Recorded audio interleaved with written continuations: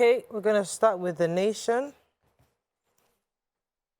National Assembly. Governors will back Akpabio. Abbas says Sule.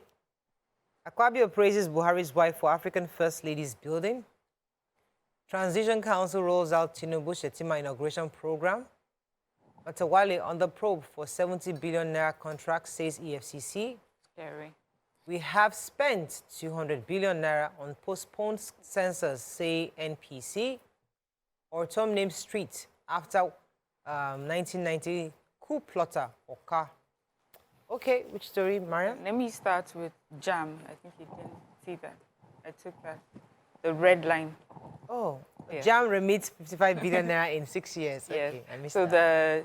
The Joint Admissions and Matriculation Board has remitted 2 billion to the Federation account as interim surplus for 2023 operating year. That's a lot. Yes. So in a time where a lot of us are constantly hearing about not enough money, not enough money is never enough. Yeah. Here we have, you know, JAM remitting a lot of money to the federal government. In fact, it says that since the Professor Ishak Oloyede's management and administration, he's remitted 55 billion to the federal government since 2016, and that he's been able to do that really because they have looked through some, they had some arrangements with service providers. They were able to look at the figures and, you know, rework that arrangement, and they're able to get the same service for much cheaper. They said that there are savings of 1.2 billion paid annually to a service provider, a downward review of 1.2 billion annually paid to another, to about 400 million with the same old service provider. This is in addition to the recovery of over 1.2 billion in both cash and estates in choice areas of Abuja in 2016. So just this is a man that is definitely has built a reputation as someone with integrity, you know, and I'm sure that history and legacy people, Nigerians, will be kind to what he's done for JAM and for our country. Right. All right, you have a story there? Yes, from the nation. We spent 200 billion naira to prepare for postponed census. The National Population, the National Population Commission said they had spent so far 200 billion naira in preparation, despite the fact that it was postponed. And they said they had a budget of 800 billion naira, which was initially budgeted for, and that the federal government, you know, gave them 224 billion naira. So they've spent, out of that 224 billion naira, they spent 200 billion naira. So I guess, well, this will have to get them to prepare more to justify all of the spending. Yeah, and I think the important message there is, you know, the census was supposed to have been carried out, but the president has postponed it, and the commission is saying it's actually the best thing to do, given that we're about to get in, you know, we're just transitioning into another administration, so it's best to put it on hold. So I hope that money they've given them, they will keep it well. That when it's time, we'll say what happened to the 200 billion. All right, let me take the story. So the Transition Council have finally, that's the Presidential Transition Council, have actually rolled out the inauguration program for the incoming administration. According to them, this would take place, as we all know, on 29th. However, Tinubu will take office as the 5th president of the 4th Republic and the 16th president since independence. The president-elect will be conferred with the highest national award, which is GCFR, Grand Commander of the Federal Republic, and the Shetima will get the second highest honor, which is the GCON, that's the Grand Commander of the Order of Nigeria. Some of the activities include Children's Day event. They'll be having a church service on Sunday, having a pre-dinner gala night, and the theme of this is going to be called Nigeria Better Together. So they've had a whole lineup of activities towards it. It's a historical moment. Many leaders across the world have been invited, and many of them have also confirmed. So it's going to be a really really tight security events to attend. The theme shows that this administration is quite sensitive to our Hopefully. unity. Yes. Better yes. together. That's Better an together, important and message to it's- pass And I right hope now. they push that narrative We're across. better together. And it speaks of hope. Well, Okay, moving on now to The Punch. Tinubu's inauguration, I talked about that. Programs begin Thursday. FG invites over 65 world leaders. Federal allocation drops again as federal government states share 655 billion naira. Live broadcast threat to tribunal judges' lives, Tinubu says Tinubu's lawyer. 2 held over U.S. consular officials killing. NYSC at 50, Buhari grants 65 ex-corpers automatic employment and scholarships. Matawale diverted 70 billion naira with 100 firms. EFCC alleges, and Osun workers protest as Adeleke begins payroll audit. Okay, which story are we starting with, Mariam? Start with the matter. I just realized I didn't pick the... Oh, you really go No, ahead. you go ahead with the Matawale story. Okay, so which story are you going to take in The update on the consulate. All right, let me just quickly run down. So the EFCC have said it is investigating the outgoing governor of Zamfara State, Bello Matawale, on allegations of corruption, award of phantom contracts to the tune of over 70 billion naira. According to them, the EFCC was compelled to make the development public following the recent attempt by the outgoing governor to cast aspersions on the integrity of the agency's fight against corruption. If you recall, recently, Governor Matawale has been in the news since Saturday, and we've been taking his story here. The Director of Public Affairs, EFCC, Osita Nwaja, was speaking yesterday and said that, unfortunately, it is not within Matawale's remit to dictate to EFCC whom to arrest, when to arrest, or where to arrest suspects in the custody of the Commission, cut across all sectors and social classes, and he has no right to cast suspicions on the Commission. Yeah. Okay. okay, so Go ahead. on the issue of the live broadcast, Oh, live broadcast, yes. yes, that's also been trending. Yes. You know, a lot of back and forth. Says live broadcast threat to tribunal judges, says Tinubu's lawyers. And of course, they're saying that, you know, when you have to broadcast some of this or transmit the proceeding of the tribunal, and that it's going to bring insecurity or safety of the judges are going to be, you know, how do you say that now? Their lives will be at risk. At risk, because whatever kind of judgment, you know, they have to put out there, if it's not in favor of the other party, and then you begin to have people who will say, oh, we are going after these people, and then send lots of threats and all of that. So that's the argument coming from Tinubu's lawyers' camp. And then we also have Atiku and the PDP in their own application to say that they are seeking for the live broadcast of the tribunal, you know, to proceed. And of course, that is in court. Right. So hopefully, well, we get to hear what the court will say. Right. The final judgment. All right, let me go on a quick Story. So I have an update on the sad incident that happened to the U.S. consular officials.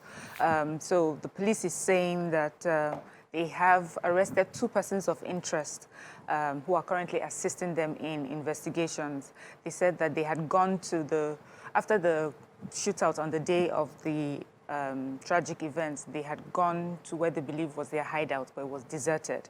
And so they're investigating. But they said also one of the things that they did is that they raised that criminal camp down. And I'm a bit worried about that because usually, according to movies, we would see that places like that would be staked out for forensic investigation. To now raise it down, I feel like, tampering with evidence there. Anyway, the police says that they have 2 people of interest with them who are helping in the investigation, and then hopefully, you know, we would find out again, we'll get more updates. And for me, it seems very quick.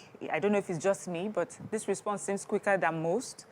I mean, I'm talking of Plateau State. We've talked about 85 or so people who have been killed in the community, and this has been happening back to back, and we still do not have any arrests. So this seems. But there, nobody's holding them to account. But here, they have the U.S. government who's breathing down their necks. So.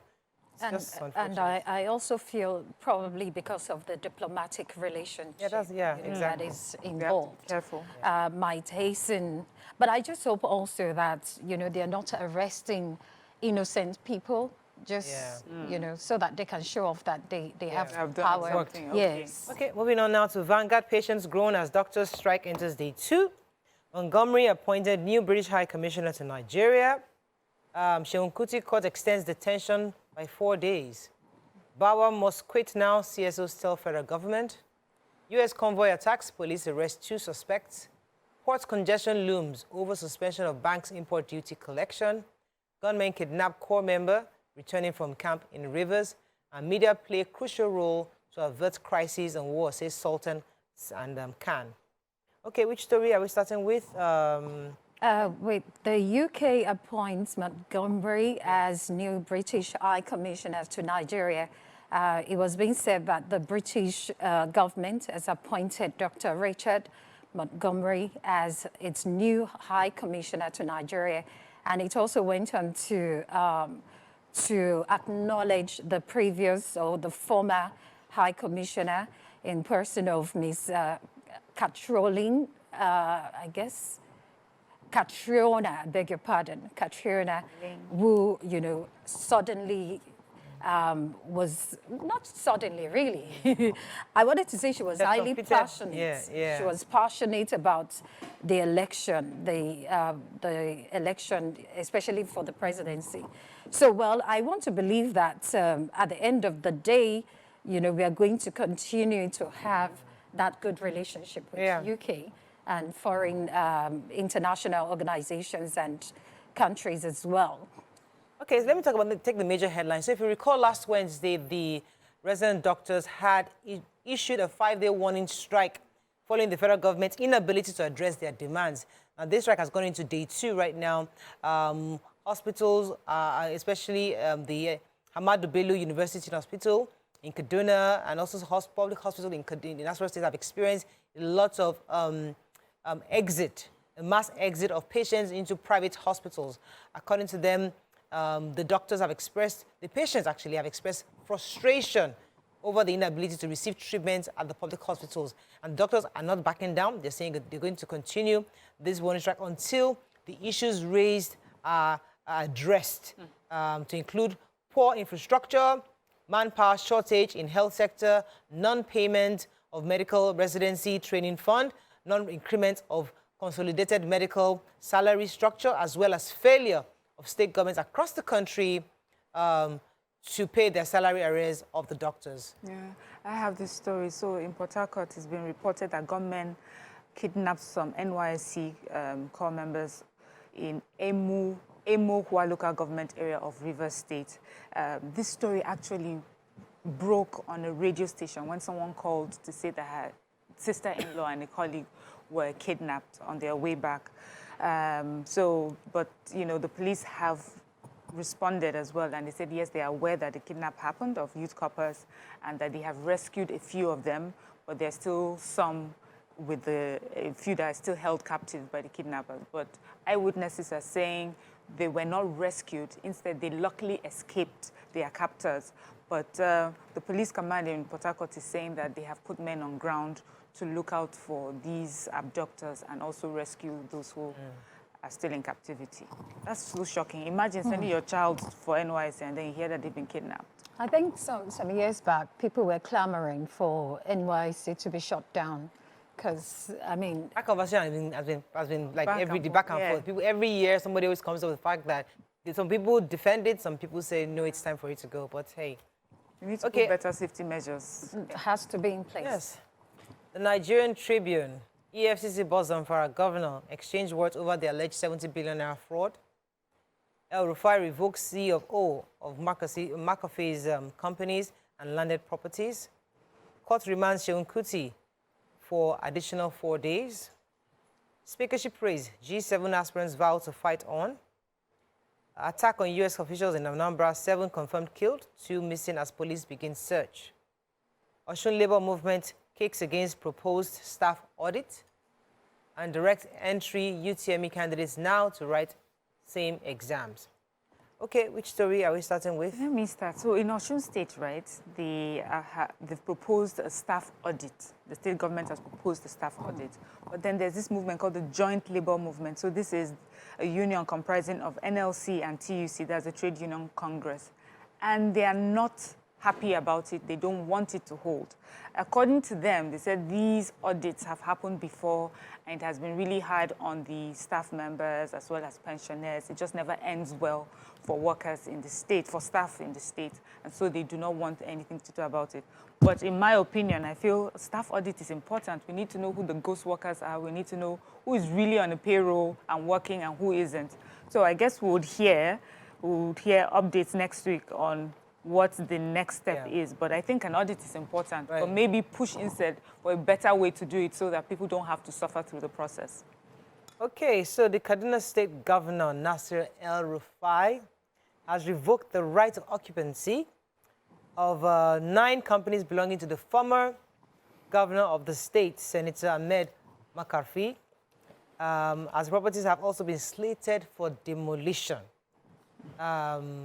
Also, they specifically sent the notice of revocation addressed to the director of Kane Properties. And obviously, this didn't go down well with work of his lawyers. According to him, he said our lawyers will respond accordingly to the revocation and withdrawal of right of occupancy of the companies. The PDP National Chairman, Senator McAfee, said that there is a serious issue right now. We need to meet Ustaz Yunus to go to court to stop the state government. They just sent 9 revocation letters. So obviously, El-Rufai is doing a lot of firecracking before the end of this administration. Some last-minute things. Some last-minute things. You know, let me just destroy some people. All right, any stories? I think you have Seun Kuti. So I don't have a Seun Kuti story. I have the story, but I haven't heard you read it out. Maybe I missed it. Okay. It's our First Lady, Aisha Buhari, and she has completed and inaugurated headquarters of African First Ladies Peace Mission in Abuja.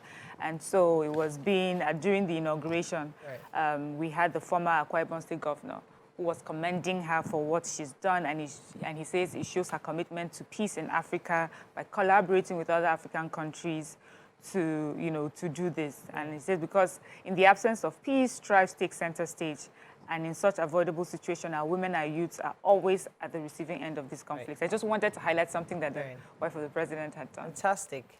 So, court remands Seun Kuti for additional 4 days as a Sabo-Yaba Chief Magistrate Court in Lagos has granted an application for the extension of Afrobeat singer Seun Kuti to be remanded for an extra 4 days. And you know, she's also had to say that they needed to do this, that the defendant should be admitted afterwards for bail, you know, of the sum of 1 million naira, with 2 shorties in the likes of the sum at the end of the 48 hours remand. All right. I think that's all we can take. The Guardian, there's not really, I think most of the stories have been taken already, except for the failed Ijora Bridge. Residents blame shortage job and lack of supervision. Nigeria hopeful of the $32.5 billion oil projects as NNPC eyes the 1.8 barrels per day, 1.8 million barrels per day in July. Nobody took that Ijora Bridge. It was really training yesterday, but the Ministry of Works, do you have that story? Yes, you could actually see this gully, Picture, deep gully, you know, right on that road. Was that the bridge? I saw yes, that that was the picture was Ijora trending Bridge. yesterday. And it just went on to say that, you know, anytime there are contracts being given to people, what measures do they have, you know, to make sure that they do the right things? You know, there were no reinforcement. There was this huge gap between the tar, and then, you know, what was beneath. It was really a horrible sight. All right, so the Minister actually of Works have yesterday immediately ordered the closure as according to them, they said the federal government directs immediate closure as theft of reinforcements led to the failure of section of the Ijora Road. So that's a lot. That's a very weighty allegation. They're saying that some thefts of reinforcements probably what led to the that gully we saw. But I know it's been addressed, and I know that there was a press release yesterday that also went viral with the alongside the picture that was going around.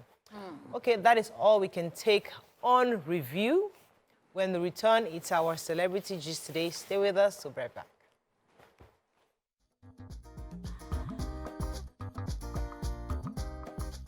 Stay tuned. Your View will be right back.